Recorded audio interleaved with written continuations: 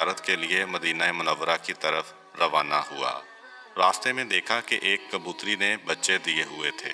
اس نے کبوتری کے بچے اٹھا لیے اور دل میں کہا، یہ بچے حضرت صلی اللہ علیہ وآلہ وسلم کی خدمت میں بطور تحفہ پیش کروں گا۔ جب کبوتری نے اپنے بچے ایک انسان کے ہاتھ میں دیکھے تو وہ بڑی مضطرب ہوئی اور اس کے سر پر چکر کاٹنے لگی۔ وہ شخص مدینہ پہنچا اور مسجد نبوی میں گیا، حضرت کی زیارت کا شرف حاصل کیا اور کبوتری کے بچے آپ کی نظر کیے۔ کبوتری نے جیسے ہی اپنے بچوں کو دیکھا تو وہ تیزی سے زمین پر اتری اور بچوں کے گرد چکر لگانے لگی۔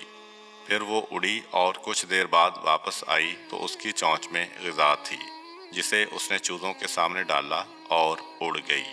پھر کچھ دیر بعد دوبارہ آئی اور اپنے چوزوں کے سامنے غذا ڈالی۔ اس منظر کو رسول اکرم صلی اللہ علیہ وآلہ وسلم اور دوسرے تمام صحابہ اکرام نے دیکھا۔ رسول اکرم نے اپنے صحابہ سے فرمایا، تم نے دیکھا کہ ایک کبوتری کو اپنے چوزوں سے کتنی محبت ہے؟ صحابہ نے کہا، بے شک یا رسول اللہ، آج ہم نے ماں کی ممتا کا یہ عجیب پہلو دیکھا ہے۔ حضرت صلی اللہ علیہ وآلہ وسلم نے فرمایا، مجھے اس ذات کی قسم جس کے قبضہ قدرت میں میری جان ہے اور جس نے مجھے برحق نبی بنا کر مبعوث کیا ہے، تم نے ممتا کی جو شفقت دیکھی ہے، اللہ اس کی نسبت ہزاروں گنا اپنے بندوں پر مہربان ہے۔ یہ سن کر صحابہ بہت خوش ہوئے اور انہوں نے خدا کا شکر ادا کیا۔ پھر حضرت صلی اللہ علیہ وآلہ وسلم نے حکم دیا کہ کبوتری کے بچے آزاد کر دیے جائیں۔ جالینوس اپنے دور کا مشہور حاذق طبیب اور بہت بڑا عالم تھا۔ ایک دن بیٹھے بٹھائے اس کے ذہن میں ایک سوال پیدا ہوا کہ خدا نے غلاظت میں پلنے والے سیاہ بھنورے کو کیوں پیدا کیا؟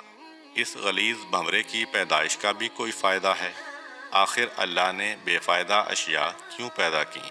کافی عرصہ جالینوس اس وہم میں گرفتار رہا۔ پھر قدرت کی طرف سے ایسا ہوا کہ اس کی آنکھوں میں درد شروع ہوا۔ جالینوس اگرچہ خود بہت بڑا طبیب تھا، لیکن اپنی تمام تر کوشش کے باوجود اپنی آنکھ کا درد ختم نہ کر سکا۔ دوسرے اتباع نے بڑی کوشش کی، لیکن اس کی آنکھ کا درد ختم ہونے میں نہ آیا۔ ایک دن ایک بڑھیا جالینوس کے پاس آئی اور اس سے کہا کہ میرے پاس ایک پڑیا موجود ہے جو کہ آنکھوں کے لیے بڑی مفید ہے، خاص طور پر درد چشم کے لیے اکسیر ہے۔ جالینوس نے کہا، آپ مہربانی کر کے وہ دوائی میری آنکھوں میں لگائیں۔ عورت نے سلائی سے وہ دوائی اس کی آنکھوں میں لگائی۔ تھوڑی دیر کے بعد آنکھ کا درد ختم ہو گیا اور جالینوس کو آرام آ گیا۔ اس کے بعد جالینوس نے اس بڑھیا کو بلایا اور اس سے پوچھا کہ تم نے یہ لاجواب دوائی کس چیز سے بنائی ہے؟ عورت نے کہا، گوبر میں پائے جانے والے سیاہ بھنورے کو میں نے پکڑ کر مارا، پھر اسے دھوپ میں خشک کیا، اس کے بعد میں نے اسے کوٹا اور یہ وہی دوائی ہے جو میں نے آپ کی آنکھوں میں لگائی ہے۔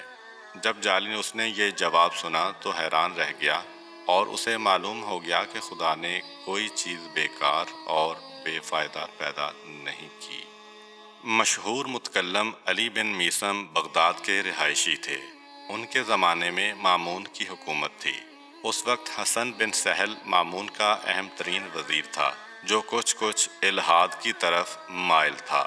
ایک دن ایک زندیق اس کے پہلو میں بیٹھ کر شیخیاں بگھار رہا تھا اور بہت سے افراد اس کی باتوں کو دلچسپی سے سن رہے تھے۔ وہ بدبخت یہ ثابت کرنے میں مصروف تھا کہ پوری کائنات از خود پیدا ہوئی ہے، اس کا کوئی خالق اور مدبر نہیں ہے۔ ابھی وہ اپنی یاوہ گوئیوں میں مصروف تھا کہ اتفاق سے علی بن میثم بھی وزیر کے دربار میں تشریف لائے۔ انہوں نے زندیق کی باتیں سنی تو انہیں سخت صدمہ ہوا۔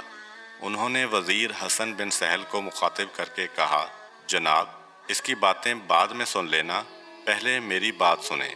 آج میں نے اپنی زندگی کا عجیب ترین حادثہ دیکھا ہے اور میں وہ آپ کو سنانا چاہتا ہوں۔ ان کی اس آواز پر خاموشی چھا گئی۔ وزیر نے کہا، آپ نے آج کیا دیکھا ہے؟ علی بن میثم یوں مخاطب ہوئے، آج مجھے آپ کے یہاں آنا تھا تو میں دریائے دجلہ کے ساحل پر گیا تاکہ کشتی پر بیٹھ کر آپ کے پاس آ سکوں۔ میں نے دیکھا کہ ایک کشتی کسی ملاح کے بغیر چلتی ہوئی دجلہ کے کنارے آ کر لگی۔ لوگ اس پر سوار ہوئے۔ پھر کشتی مسافروں کو لے کر دریا میں چل پڑی۔ کشتی میں بیٹھے ہوئے مسافروں نے مختلف گھاٹوں پر اترنا تھا۔ کشتی ہر ایک گھاٹ پر گئی اور مسافر اپنے اپنے گھاٹ پر اترتے گئے۔ پھر آخر میں اس نے مجھے آپ کے محل کے سامنے آ کر اتارا، اس کے بعد آپ کے پاس چلا آیا۔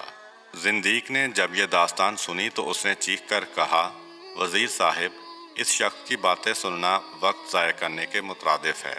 یہ تو مجھے احمق انسان معلوم ہوتا ہے، اس میں عقل و فہم کے نام کی کوئی شے نہیں ہے۔ وزیر نے کہا، آپ نے یہ کیسے فیصلہ کر لیا کہ یہ احمق ہے؟ زندیق نے کہا، جناب، اس سے بڑھ کر اور حماقت کیا ہو سکتی ہے کہ ایک کشتی ملاح کے بغیر خود بخود چل کر گھاٹ پر آئے اور مسافروں کو اٹھا کر مختلف گھاٹوں پر اتارے، جبکہ ہم سب جانتے ہیں کہ کشتی لکڑی سے بنی ہوئی ہوتی ہے۔ وہ جمادات کی ایک شکل ہے، اس میں تو روح ہے اور نہ عقل اور نہ ہی احساس ہے۔ آخر ایک کشتی سے یہ توقع کیسے کی جا سکتی ہے کہ وہ خود بخود سفر کرے اور مسافروں کو ان کی منزل مقصود پر اتارے؟ علی بن میثم نے فرمایا، وزیر صاحب، احمق میں نہیں، یہ خود ہے۔ اگر ایک کشتی ملاح کے بغیر سفر نہیں کر سکتی تو خدا را مجھے بتایا جائے کہ زمین، سورج، چاند، ستارے بھی تو جمادات ہیں، ان میں بھی روح نہیں ہے۔ وہ لاکھوں سالوں سے کسی مدبر کے بغیر اپنے اپنے مدار میں کیسے گردش کر رہے ہیں، اور وہ اپنے مدار سے کیوں نہیں ہٹتے، اور وہ مسلسل لگی بندی حرکت کیوں کر رہے ہیں؟ جبکہ کشتی تو ملاح کے بغیر نہیں چل سکتی، آخر یہ کائنات کا نظام کسی محرک و مدبر کے بغیر کیسے چل سکتا ہے؟ علی بن میثم کی اس تقریر سے زندیق کے ہاتھوں کے طوطے اڑ گئے۔ وہ سخت شرمندہ ہوا اور شرمندگی کی وجہ سے گردن جھکا لی، پھر خاموشی سے اٹھ کر وہاں سے چلا گیا۔ امید کرتا ہوں کہ آپ کو آج کی ویڈیو اچھی لگی ہوگی۔ اگر آپ کو ہماری ویڈیو اچھی لگی ہے تو ویڈیو کو لائک کریں اور مزید اس طرح کی ویڈیوز دیکھنے کے لیے ہمارا چینل سبسکرائب کر لیں۔ ملتے ہیں نیکسٹ ویڈیو میں، اجازت دیجیے، اللہ حافظ۔